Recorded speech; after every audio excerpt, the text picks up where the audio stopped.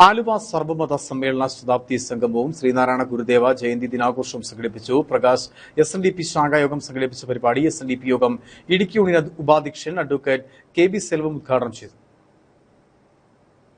ആലുവയിൽ നടന്ന സർവമത സമ്മേളന ശതാബ്ദി ഓർമ്മ പുതുക്കിയാണ് സംഗമം സംഘടിപ്പിച്ചത്.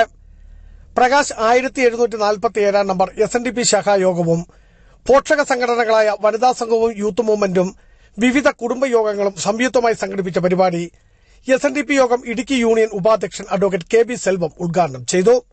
യൂണിയൻ സെക്രട്ടറി സുരേഷ് കോട്ടയ്ക്കകത്ത് അധ്യക്ഷനായിരുന്നു.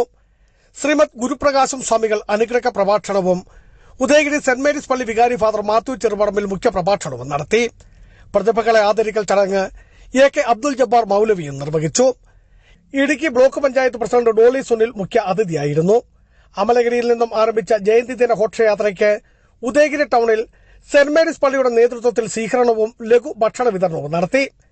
സെന്റ് മേരീസ് ഇടവക വികാരി ഫാദർ മാത്യു ചെറുപറമ്പിൽ ജയന്തി ദിന സന്ദേശം നൽകി. ദർശനം സർവകാലങ്ങൾക്കും അതീതമായിട്ട് നിൽക്കുന്നതാണെന്ന് നമുക്കെല്ലാവർക്കും അറിയാം. ആ ദർശനങ്ങളെ ആത്മനാ സ്വീകരിക്കുവാനും ആ ദർശനങ്ങൾ കാട്ടിത്തന്ന വഴിയിലൂടെ നടക്കുവാനും നമുക്ക് സാധിക്കണം.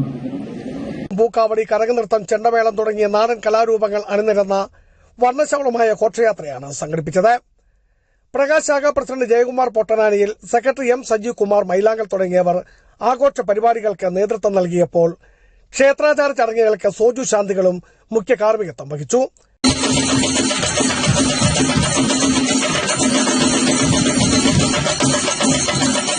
ബിജു വൈശൻ പറമ്പിൽ, ഇടുക്കി വിഷൻ ന്യൂസ്, ഇടുക്കി.